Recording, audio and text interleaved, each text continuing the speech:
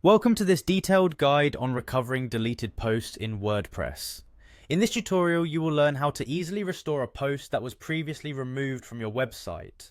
Begin by opening your web browser and navigating to the WordPress site. This is your starting point for managing all your content and accessing the recovery tools provided by the platform. Once the WordPress site is loaded, direct your attention to the top right corner of the screen.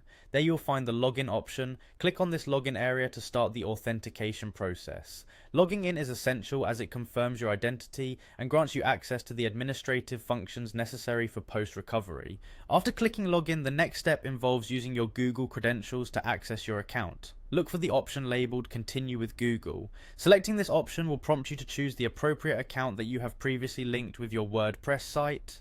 By selecting your account, you streamline the login process by bypassing the need for additional username and password entries, ensuring a quick and secure sign-in experience. Upon successfully logging into your account, locate the section of the admin panel that organizes all your posts. In this part of the dashboard, you will see a listing that displays the posts available on your site. This area is specifically designed to help you manage your existing content as well as to recover items that may have been inadvertently deleted. After you have navigated to the post section, the next step is to find and select the trash folder. The trash is where WordPress temporarily stores deleted posts before they are permanently removed. This intermediate step provides a safety net, allowing you the opportunity to review and restore any content that might have been removed in error. When you click on the trash folder, you will see all deleted posts neatly organized for your review. Within the trash folder, look for the post you wish to recover. Once you have identified the correct post, your next action is to restore it. To do this, click on the restore option associated with that particular post. When you click restore, WordPress will move the post from the trash folder back to the main post section, effectively reversing the deletion process and making the post live once more. Throughout this process, it is important to note that WordPress maintains an intuitive user interface that guides you smoothly from one step to the next.